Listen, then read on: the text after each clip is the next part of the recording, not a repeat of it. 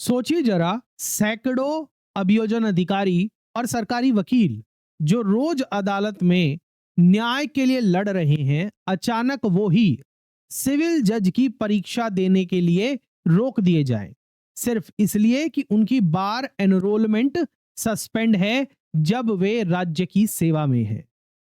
अब परीक्षा से कुछ ही दिन पहले सुप्रीम कोर्ट ने एक बहुत बड़ा आदेश पारित किया है, और यह फैसला न केवल इन अभ्यर्थियों का भविष्य बदल देगा, बल्कि पूरे देश में न्यायिक सेवाओं की पात्रता को लेकर बड़ी बहस छेड़ सकता है। आज हम समझेंगे सुप्रीम कोर्ट ने क्या कहा, यह आदेश इतना महत्वपूर्ण क्यों है, और इसका असर छात्रों, सहायक अभियोजन अधिकारी और छत्तीसगढ़ न्यायिक सेवा परीक्षा की तैयारी करने वाले छात्रों पर क्या पड़ेगा।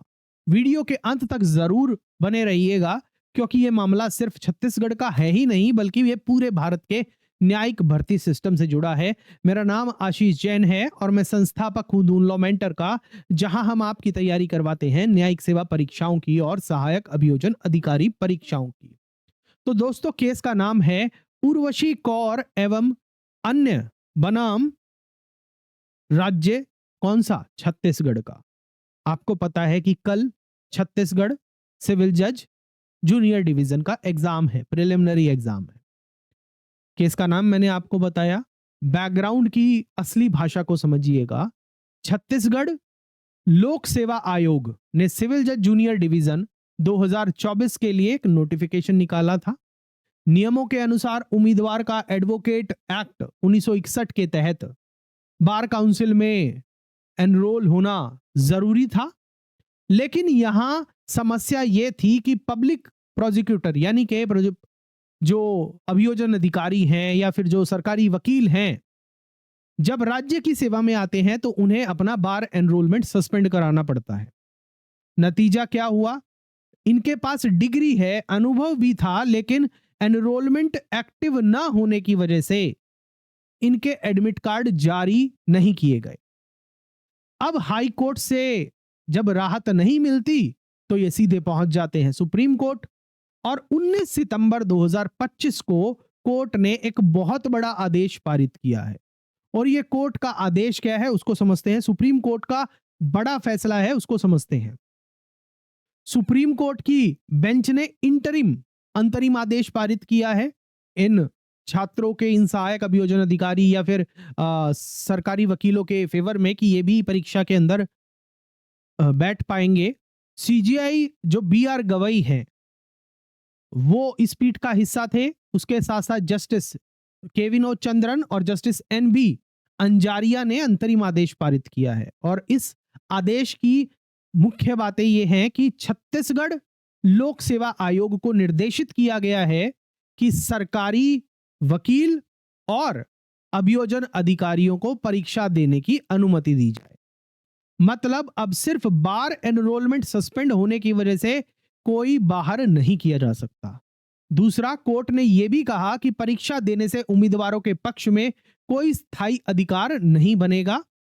आसान भाषा में समझें तो सिर्फ परीक्षा देना है, चयन की गारंटी नहीं है। वो बाद में, क्योंकि ये इंटरिम आदेश है, अंतरिम आदेश है, फाइनल डिसीजन जो भी आएगा उस पर मैटर करेगा। और तीसरा, ऑल इंडिया जजेस एसोसिएशन केस की जो जजमेंट है 2025 में जो आई थी, जिसके तहत 3 साल की प्रैक्टिस की शर्त लगाई गई थी, उसे इस परीक्षा पर लागू नहीं किया जाएगा, क्योंकि उस जजमेंट से पहले ही छत्तीसगढ़ की नोटिफिकेशन आ गई थी। आपको यह पता है, क्योंकि नोटिफिकेशन छत्तीसगढ़ न्यायिक सेवा की इस जजमेंट से पहले आ गई थी। यानी सुप्रीम कोर्ट ने साफ रास्ता खोल दिया है कि फिलहाल उम्मीदवार परीक्षा दे सकते हैं। अब इस अंतरिम आदेश का हम कानूनी विश्लेषण करते हैं। यह आदेश इतना महत्वपूर्ण क्यों है? ऑल इंडिया जजेस एसोसिएशन की जो जजमेंट है 2025 में उसमें कहा गया था कि सिविल जज बनने के लिए कम से कम 3 साल की प्रैक्टिस होनी चाहिए। लेकिन साथ ही यह भी कहा गया था कि जिन परीक्षाओं की भर्ती प्रक्रिया पहले से चल रही है उन पर पुराने नियम ही लागू रहेंगे, ये 3 साल वाला नियम लागू नहीं होगा। और जो छत्तीसगढ़ का नोटिफिकेशन है ऑल इंडिया जजेस एसोसिएशन जजमेंट से पहले निकला था, इसलिए कोर्ट ने उम्मीदवारों को यहां पर यह राहत दी है कि वो 3 साल की प्रैक्टिस की रिक्वायरमेंट लागू नहीं होती है।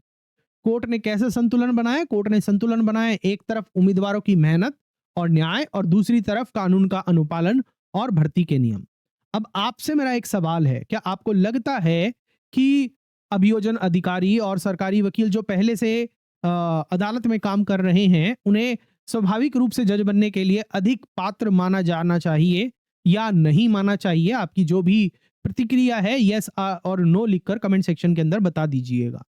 अब इस फैसले के असर और निहितार्थ क्या है उसको समझते हैं। इस आदेश का मतलब क्या है?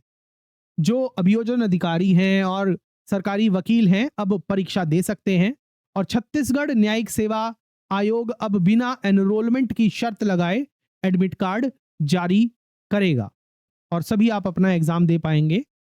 और तीसरा, भविष्य की परीक्षाएं नियमों में पारदर्शिता की जरूरत साफ हो गई है और कानून के छात्र और जो अभ्यर्थी हैं, यह आदेश उनके लिए क्या दिखाता है कि न्यायिक सेवा परीक्षाएं लगातार बदल रही हैं और ऑल इंडिया जजेस एसोसिएशन जजमेंट के बाद नया रास्ता तय हो रहा है। अंत में हम अपने निष्कर्ष की तरफ चलते हैं। तो अंतिम बात यह है कि सुप्रीम कोर्ट का जो ये बड़ा आदेश आया है उन अभ्यर्थियों के लिए बहुत बड़ी राहत लेकर आया है जिन्हें सिर्फ इसलिए रोका गया था कि उनका बार एनरोलमेंट सस्पेंड था। ये आदेश दिखाता है कि कानून सिर्फ कठोर नियम नहीं है बल्कि न्याय और संतुलन भी बनाता है। अब आपसे एक मेरा सवाल है, आपको क्या लगता है कि अभियोजन अधिकारियों का अनुभव उन्हें जज बनने के लिए और भी ज्यादा योग्य बनाता है चाहे उनका एनरोलमेंट रुका हुआ हो? अपनी राय कमेंट सेक्शन के अंदर बताइएगा। और हाँ, अगर ये विश्लेषण आपके लिए मददगार रहा है तो इस वीडियो को लाइक करें, शेयर करें, सब्सक्राइब करना मत भूलिएगा, क्योंकि याद रखिए हर सुप्रीम कोर्ट का आदेश सिर्फ कानून नहीं होता बल्कि एक बड़ी कहानी भी कहता है। अगर आपको ये वीडियो मददगार लगा हो तो लाइक करिएगा, शेयर करिएगा, चैनल को सब्सक्राइब नहीं किया तो वो भी करिएगा। और अगर आप हमारे साथ न्यायिक सेवा परीक्षाओं की, सहायक अभियोजन अधिकारी परीक्षाओं की तैयारी करना चाहते हैं तो आप हमारी ऐप दून लॉ मेंटर से हमारे कोर्सेज के अंदर एनरोल कर सकते हैं। 22 सितंबर से यानी कि पहले नवरात्रे के दिन से नए बैचेस स्टार्ट हो रहे हैं सहायक अभियोजन अधिकारी परीक्षाओं के लिए, जुडिशियल सर्विसेज एग्जाम परीक्षाओं के लिए, एपीओ एग्जाम परीक्षाओं के लिए 2 सेपरेट बैच तैयार हो रहे हैं, एक हिंदी मीडियम के लिए अलग और एक इंग्लिश मीडियम के लिए अलग। तो आप वहां भी एनरोल कर सकते हैं, सारी डिटेल्स आपको ऐप पर मिल जाएगी। मिलता हूं मैं आपसे अगले वीडियो में। जय हिंद।